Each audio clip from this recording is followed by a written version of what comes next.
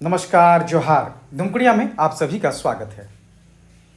झारखंड में जिस तरह से अभी धांधलियों की खबरें आ रही हैं वो स्पष्ट रूप से बताता है कि जो अफवाहें हवाओं में उड़ रही थी उनमें कितनी जोरदार सच्चाई थी, कितने जोरदार तरीके से छात्रों के भविष्य को खराब किया गया है, झारखंड के युवाओं के उम्र को निचोड़ कर फेंक दिया गया है। एक सवाल जरूर खुद से पूछिएगा, या फिर जो सिंपैथी लेने की कोशिश की जा रही है जो सफल छात्रों के नाम पर, वो सवाल जरूर उनसे भी पूछा जाना चाहिए जो धांधलियों के कारण इन परीक्षाओं को पास नहीं कर पाए और अपनी ज़िंदगी आज बिल्कुल बर्बाद होते हुए देख रहे हैं, जिनके सपने टूट गए, जिनका समाज में आज कॉन्फिडेंस खत्म हो चुका है, जिनको लोग इस तरह से देखते हैं जैसे पता नहीं उसने एग्ज़ाम पास नहीं करके कौन सा गुनाह कर दिया है, जबकि धांधली से पास करके लोग पैसे कमा रहे हैं, भ्रष्टाचार में संलिप्त है और समाज में ऊंचा स्थान बना रहे हैं। तो समाज को भी सोचना होगा इस बारे में, और समाज को भी अब आगे आना होगा। और साथ ही साथ उन छात्रों से मेरी अपील है जिनकी ज़िंदगी बर्बाद हुई है जेपीएससी जेएसएससी में धांधलियों के कारण, वे अपनी बातें सोशल मीडिया पर खुलकर रखें, समाज को, दुनिया को बताएं कि किस तरह से धांधलियों के कारण उनकी ज़िंदगी बर्बाद हुई है। अगर आप आज नहीं बता पाते हैं, इस माहौल में अगर आज आप अपनी आवाज़ नहीं उठा पाते हैं, तो भूल जाइए कि कोई और आपके लिए लड़ेगा। कम से कम आपको अपनी आवाज़ रखनी होगी सोशल मीडिया पर, आपको बतानी होगी कि किस तरह से भ्रष्टाचार के दीमक ने आपकी ज़िंदगी बर्बाद की है, आपके परिवार की ज़िंदगी बर्बाद की है। आज कई खबरें हम लोग देखेंगे, आपको जानकर ताज्जुब होगा कि यहाँ पीआईएल भी मैनेज किया जाता है, यहाँ पर सीडीपीओ 11 to 13 जेपीएससी, मतलब कौन से एग्ज़ाम नहीं बिक रहे हैं। अभय कुमार तिवारी तो एक मोहरा है, उसके पीछे का रसूखदारों की खोज अभी भी जारी है। सरकार सिर्फ 14 जेपीएससी रेगुलर और बैकलॉग को रद्द करने के पीछे पड़ी है। क्यों? आखिर जब धांधलियां हुई हैं, सबूत और स्वीकृति बयान बार बार न्यूज़पेपर के द्वारा अभय कुमार तिवारी के आ रहे हैं, तो सारी परीक्षाओं को रद्द करने में क्या जाता है? आप किस चीज़ का जांच कीजिएगा? ये जांच और जो न्यूज़ अखबारें आ रही हैं, खबरें धांधलियों को लेकर, सीडीपीओ 11 to 13 जेपीएससी, सीजीएल, तो क्या ये झूठ है या फिर आप लिपापोती करना चाहते हैं जांच के नाम पर? तो युवाओं को खबरदार रहना होगा और अपने हक के लिए अब लड़ना ही होगा, और कोई उपाय नहीं है। अदरवाइज आप झारखंड में एग्जामों की तैयारी छोड़ दें। बिल्कुल, ये मुख्यमंत्री साहब ने कल बयान दिया था विधानसभा में, और कविता भी सुनाई इन्होंने। इनको लग रहा है कि अभी भी ये विपक्ष की चाल है। सत्ता के टॉप पे रहने वालों के साथ दिक्कत यही है कि वो समाज और निचले स्तर पर जो युवा आक्रोशित होते हैं उसको पहचान नहीं पाते हैं। रघुवर दास सरकार के साथ भी यही कहानी थी, इनके साथ भी यही कहानी है। आज भी इनके पास है मौका कि ये सीधे स्टूडेंट्स के साथ वार्ता करें और उनकी बातों को सुने और सुलझाएं, लेकिन नहीं करेंगे, क्योंकि सत्ता की खनक या ठनक यही होती है। लगातार विधायकों के साथ मंत्री बेल पर एक दूसरे पर आरोप प्रत्यारोप, और झारखंड में यही चलता है। इसको बदलना होगा, कहीं ना कहीं ये आरोप प्रत्यारोप स्टॉप होने चाहिए। धर्मेंद्र जो थे, धर्मेंद्र जिसको पकड़ाया गया है जेपीएससी केस में, इसको 5 दिन का रिमांड पर लिया गया है। और आज अनीमा हंसदा जो कि जेपीएससी मेंबर हैं, जेपीएससी मेंबर, आज उनसे पूछताछ होगी। धर्मेंद्र ये पूर्व चीफ सेक्रेटरी और पूर्व जेपीएससी अध्यक्ष एल ख्यांगते के ऑफिस के थे, मतलब चीफ सेक्रेटरी के ऑफिस के थे। इनको 5 दिन का रिमांड पर लिया जा रहा है। 7 दिन के रिमांड के लिए आवेदन दिया था, लेकिन 5 दिन का रिमांड मिला है। धर्मेंद्र के बयान पर ही एल ख्यांगती की गिरफ्तारी हुई है, मतलब धर्मेंद्र ही वो कड़ी है जिसके द्वारा एल ख्यांगते तक भ्रष्टाचार के तार पहुंच रहे हैं। कल अजिता भट्टाचार्य उनसे पूछताछ की गई थी और आज अनीमा हंसदा से पूछताछ की जा रही है। मुख्यमंत्री हेमंत सोरेन का कहना है कि सबके जेबों में नोट भरे पड़े हैं, सबकी जांच की जानी चाहिए। तो कौन करेगा? जनता। सत्ता आपको सौंपी गई है इसलिए ताकि आप एक बेदाग सरकार की स्थापना करें और जनता की इच्छाओं को पूरा करें, न कि आरोप और प्रत्यारोप करने के लिए। अगर सीआईडी ने एक और एजेंसी के निदेशक अरुण शर्मा को गिरफ्तार किया है मुंबई से। रांची पुलिस की स्पेशल टीम को जेएसएससी की अभियंता बहाली परीक्षा के पेपर लीक मामले में बड़ी सफलता मिली है। जेई का जो एग्ज़ाम हुआ था, और ये अभी का नहीं, आज से 2-3 साल पहले की घटना है, आज गिरफ्तारी हो रही है क्योंकि माहौल बना है। अदरवाइज तो आज तक पुलिस पहुंच नहीं पा रही थी। तो पुलिस की टीम ने परीक्षा आयोजित कराने और डेटा मैनेजमेंट से जुड़ी एजेंसी बिन्सिस कंपनी के संचालक सह निदेशक अरुण कुमार शर्मा को मुंबई से गिरफ्तार किया। अरुण की संलिप्तता जेपीएससी परीक्षाओं में अनियमितताओं से जुड़े केस में भी रही है। मतलब सिर्फ जेएसएससी जेई नहीं, बल्कि जेपीएससी में भी उसका धांधली पूरी तरीके से चल रहा था। ऐसे में सीआईडी भी उसे रिमांड पर लेगी। अरुण के रिमांड के लिए सीआईडी बुधवार को कोर्ट में आवेदन दे सकती है। तो ये सारा कुछ जो है चल रहा है। और वहीं जेएसएससी कनीय अभियंता मतलब जेई वाला जो परीक्षा हुआ था, उसमें नामकुम थाना के केस को भी सीआईडी टेक ओवर कर सकती है।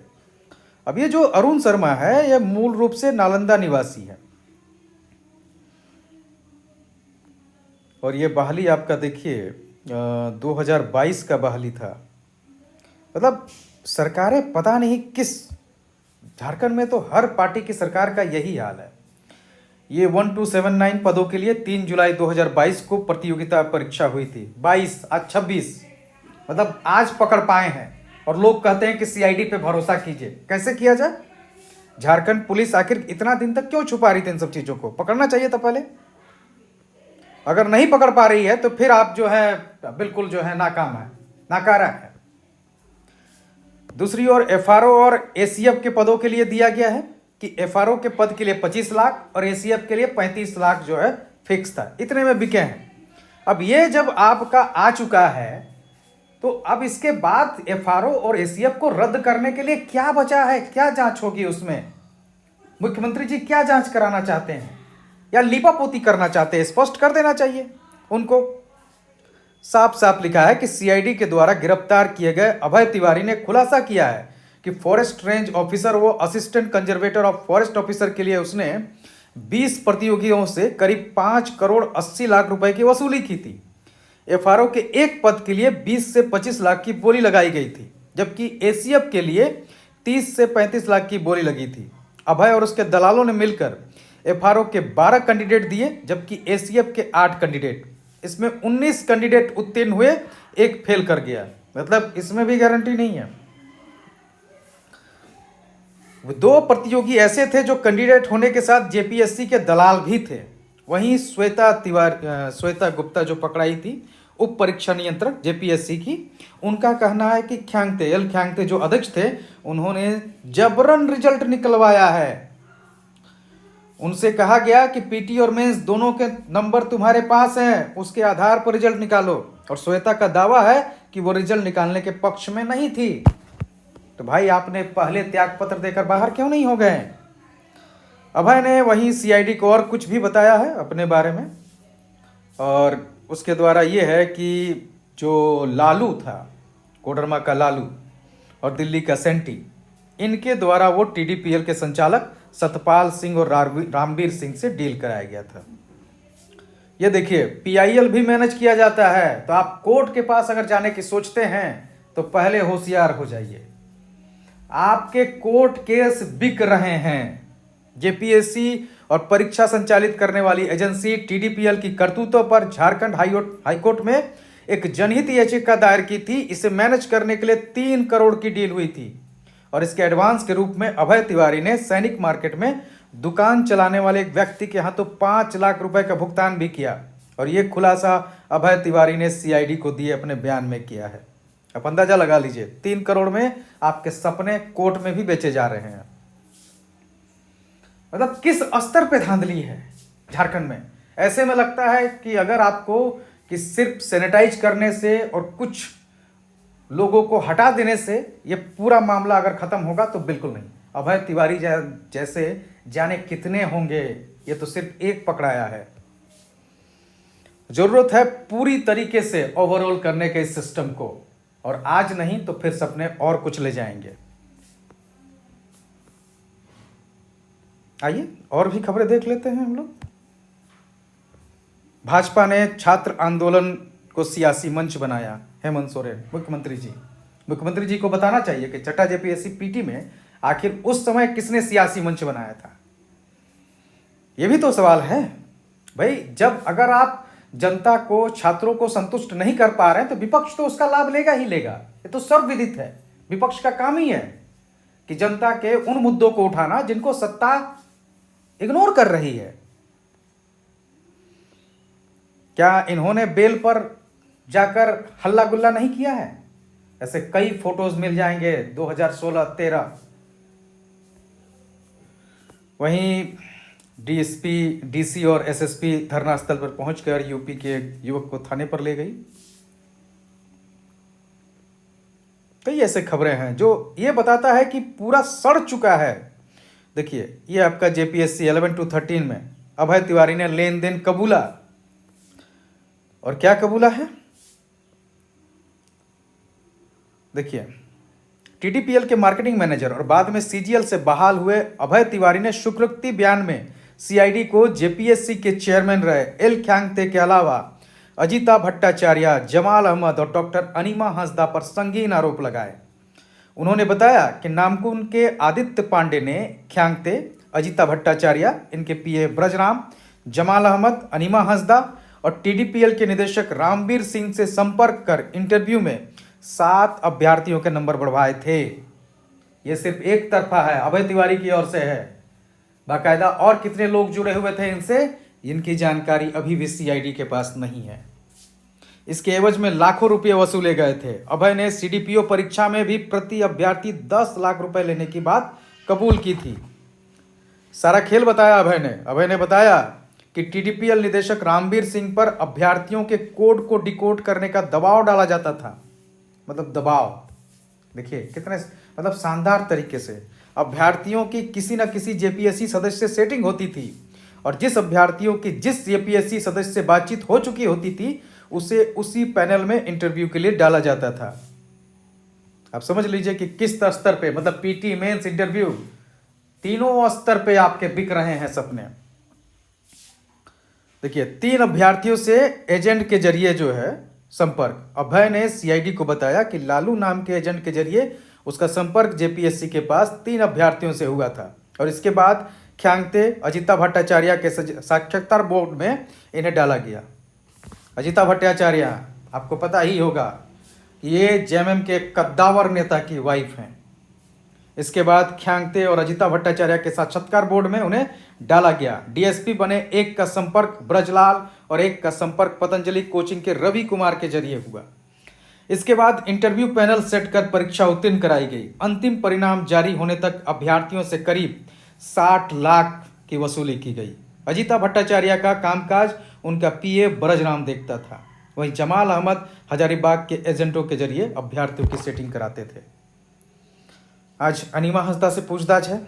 जेएसएससी जेई उसका जो गिरफ्तार हुआ है अरुण शर्मा, जिसके माने जा रहे हैं कि इसके भी तार जेपीएससी से हैं।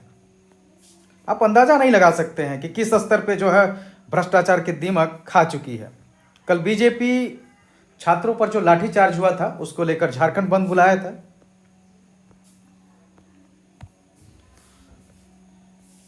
जेपीएससी पीटी में सफल अभ्यर्थी भी धरने पर बैठ गए हैं। उनका कहना है कि पहले निष्पक्ष जांच हो, उसके बाद निर्णय लिया जाए। ऐसा सिस्टम पहले से चला आ रहा है, 6 से भी चला आ रहा है। जांच होती है, जांच में कुछ नहीं मिलता है। रद्द होना सबसे पहली चीज है। अगर रद्द नहीं किया जाता है तो आप इस सिस्टम को पूरी तरह से ठीक नहीं कर सकते हैं। कुछ लोगों को पास होने से यह नहीं है कि सिर्फ उनकी बातों को सुनकर इस सिस्टम को जस का तस रहने दिया जाए। दरअसल ये सिस्टम जैसे शरीर में कैंसर होता है तो कैंसर हो चुका है, आपको पूरा पांव काटना पड़ेगा। अगर आप सोचते हैं कि नहीं सिर्फ घाव को ठीक करके पट्टी बांध देंगे और ठीक हो जाएगा, नहीं होगा। यकीन माने नहीं होगा, क्योंकि ये आज की खबर नहीं है, ये आपको 6-7 साल से लगातार चल आ रहा है। और इस दौरान बहुत बार कोशिश की गई है, जेई में भी कोशिश की गई छांटने की, आज तक पकड़ा रहे हैं लोग। सीजीएल में पहला एग्जाम रद्द किया गया, दूसरी बार में court, high court, supreme court तक पहुंचा, तो क्या उसमें सैनिटाइज हुआ? सिस्टम सड़ चुका है और जरूरी है कि पूरी तरह से इसको एक बार बर्बाद करके फिर से नया जनरेट किया जाए। कुछ लोग को लगता है, हो सकता है आप पहली बार पास किए हों, पीटी मेंस इंटरव्यू खेलते रहना है, लेकिन कई अभ्यर्थी ऐसे हैं जो पीटी मेंस इंटरव्यू कई बार जाकर जो है अपनी ज़िंदगी बर्बाद कर चुके हैं। तो अब जरूरी है कि एक बार सिस्टम ढंग से सुधार हो सके, और इसके लिए सरकार और जनता दोनों को पॉजिटिव तौर पर काम करना होगा।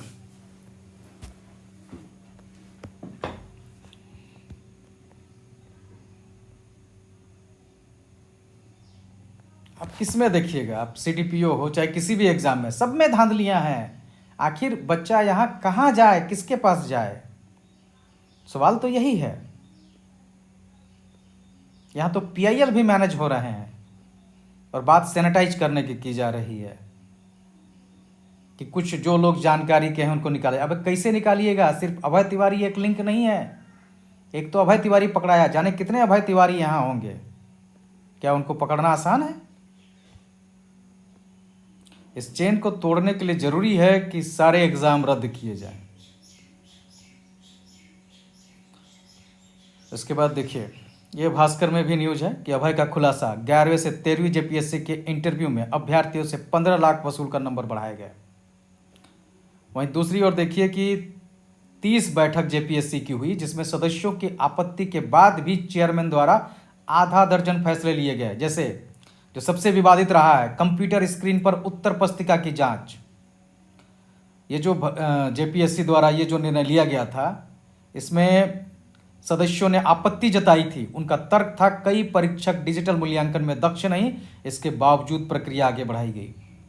एक दिन में 25 की जगह 50 कॉपी जांचने का फैसला, ये एल ख्यांगते साहब जो हैं इनके अध्यक्ष बनने के बाद हुआ। आप अंदाजा लगा लीजिए, एक दिन में एक परीक्षक 50 कॉपी, मतलब 10 मिनट भी नहीं एक कॉपी जांचने के लिए।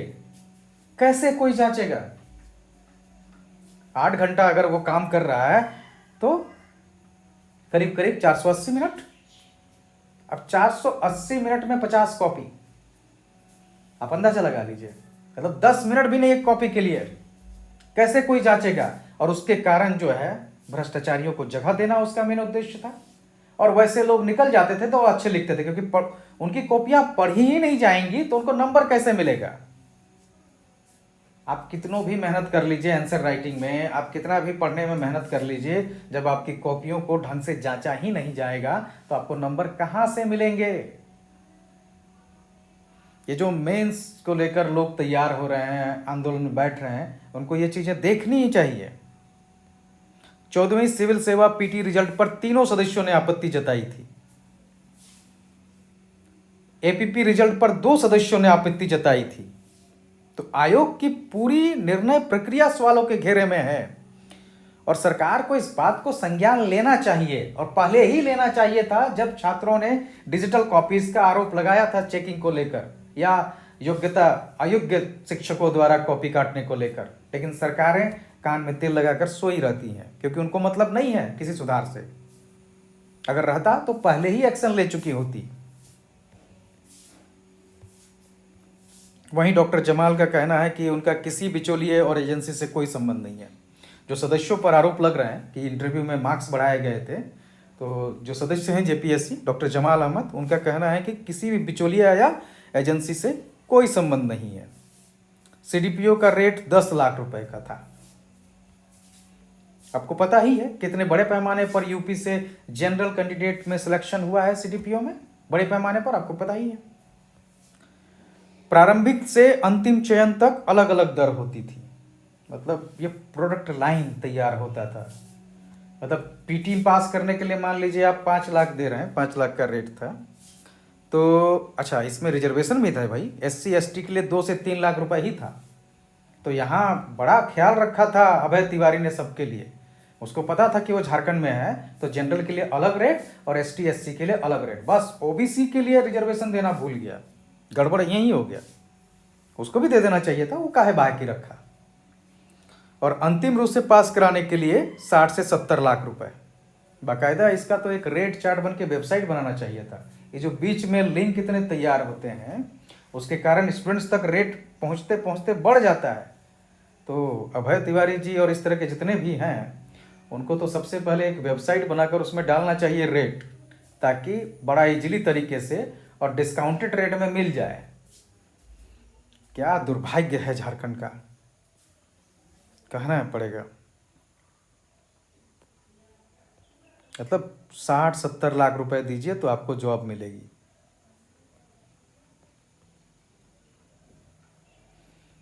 बाकी खबरें वही है, इसको लेकर आगे देख लेते हैं और खबरें क्या है इसमें। हाँ, जो ये पकड़ाया है अरुण शर्मा, तो अरुण शर्मा जो पकड़ाया है वो बिन्सिस कंपनी का है। देखिए,